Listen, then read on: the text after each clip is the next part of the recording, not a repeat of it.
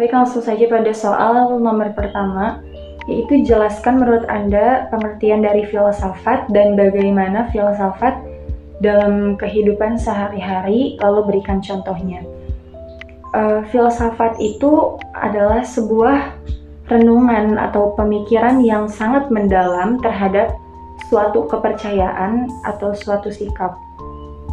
Dan tentu saja filsafat itu digunakan dalam kehidupan sehari-hari, karena setiap apa yang kita lakukan, apa yang kita kerjakan itu pasti butuh sebuah renungan dan pemikiran yang bijaksana agar kita tidak salah untuk melangkah.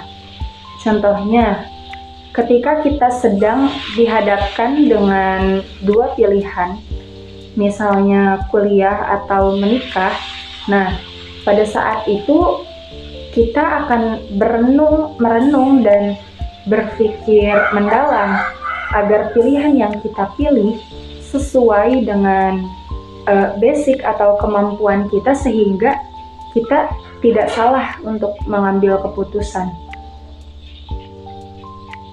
Lalu lanjut untuk soal nomor 2. Jelaskan pengertian ontologi, epistemologi, dan aksiologi dalam filsafat. Yang pertama, ontologi. Ontologi itu ilmu pengetahuan yang menjelaskan tentang hakikat ada atau tidak adanya sesuatu. Lalu yang kedua ada epistemologi.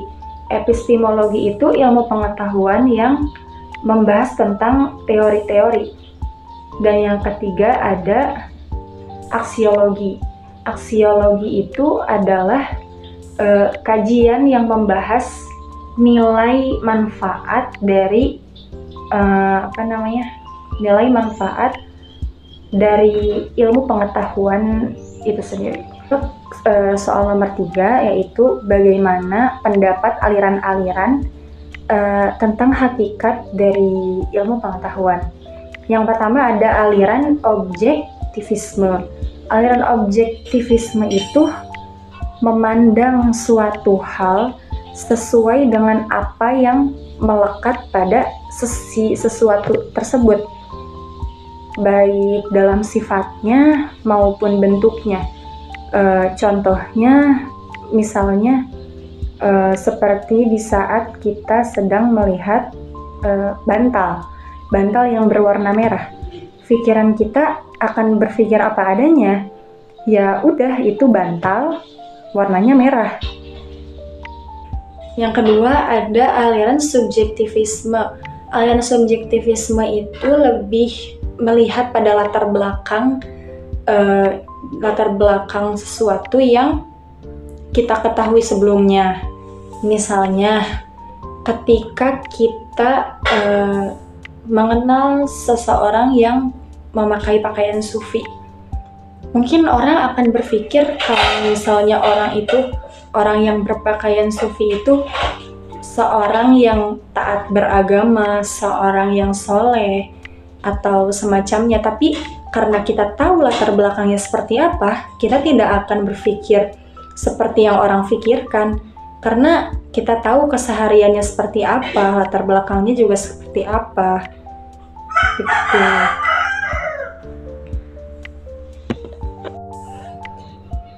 Yang ketiga ada aliran skeptisisme. Aliran ini lebih kepada keraguan-raguan atau ketidakyakinan terhadap sesuatu yang sifatnya belum pasti. Contohnya misalnya seperti ada seseorang yang melakukan kesalahan terhadap kita, lalu dia meminta maaf.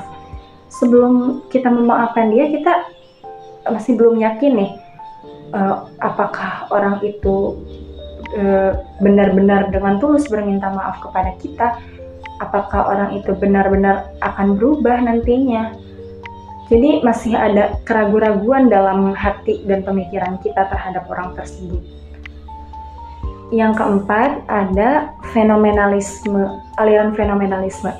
Aliran fenomenalisme ini adalah sebuah teori yang menyatakan bahwa segala sesuatu ini adalah fenomenal.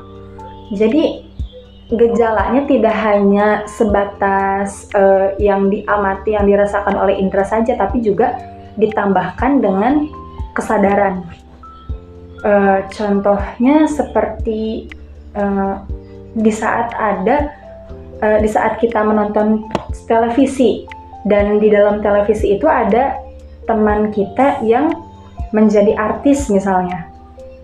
Nah, di sana kita saat melihat teman kita tersebut, kita langsung terbayang bayangan masa lalu tentang teman kita itu. Misalnya, dulu dia sering jalan-jalan bareng aku, dulu dia kurus ya, tapi sekarang kok jadi beda gini. Dulu dia gini, tapi sekarang kok berubah banget ya, gitu. Baik, untuk nomor 4 yaitu bagaimana pendapat aliran-aliran dalam epistemologi, dan berikan contohnya. Yang pertama ada aliran rasionalisme. Aliran rasionalisme itu aliran yang hanya bergantung pada rasionya saja, pada akalnya saja. Jadi hanya percaya pada rasio. Contohnya, misalnya kalau kita berpikir jika kita bangun pagi, maka kita tidak akan telat berangkat ke kampus.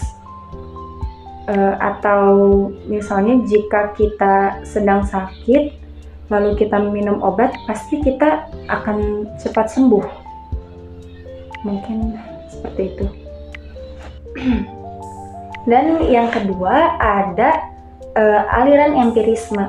Aliran empirisme itu adalah aliran yang menyatakan bahwa suatu pengetahuan itu berasal dari pengalaman indera manusia atau pengalaman yang sifatnya konkret. Misalnya ketika kita melihat cicak, kita percaya kalau misalnya cicak itu bisa merayap di dinding karena kita berpengalaman pernah melihat cicak itu merayap di atas dinding. Yang ketiga ada aliran positivisme. Di dalam aliran ini menjelaskan tentang pemahaman bahwa kebenaran yang logis itu ada bukti empirisnya yang terukur, yang terverifikasi, yang valid, yang fakta. Contohnya seperti tidak mempercayai tahayul, atau yang tidak ada, yang tahayul yang tidak ada buktinya itu tidak dipercaya. Sesuatu yang tahayul atau mitos, misalnya ada orang yang bilang jangan lewat ke pohon nangka soalnya ada genderuwo. Kan bisa aja mitos, soalnya kan itu tidak valid ya. Bisa saja itu hanya cerita buat-buatan saja gitu. Jadi mitos-mitos yang seperti itu tidak dipercayai. Dan yang terakhir, yang keempat adalah aliran intuisionisme. Dalam aliran ini berpendapat bahwa ada kemampuan tingkat tinggi atau kelebihan pada manusia yang disebut dengan intuisi. Contohnya ketika kita memiliki perasaan tiba-tiba ingin bertemu dengan seseorang, dan ternyata orang tersebut juga ingin bertemu dengan kita. Nah, mungkin itu yang disebut dengan intuisi.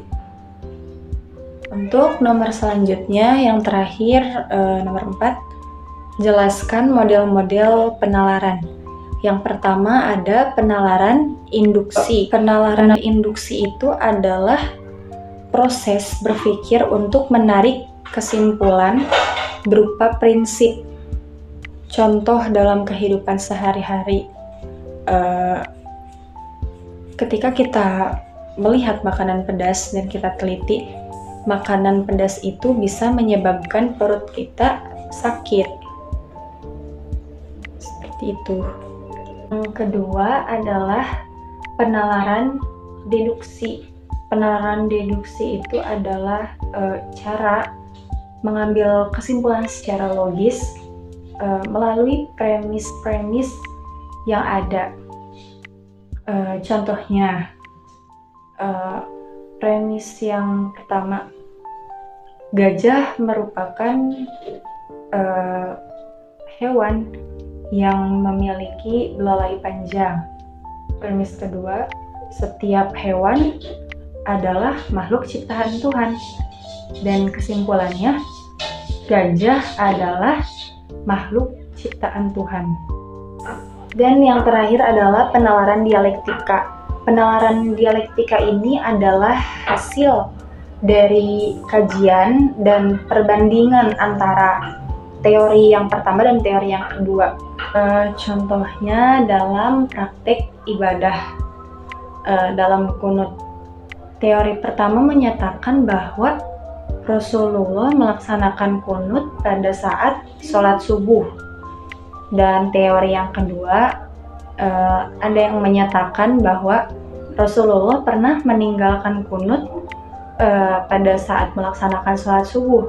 Dan hasil dari perbandingan kedua teori tersebut adalah boleh menggunakan kunut, boleh tidak, sesuai kepercayaannya masing-masing, sesuai keyakinan hatinya masing-masing. Mungkin begitu.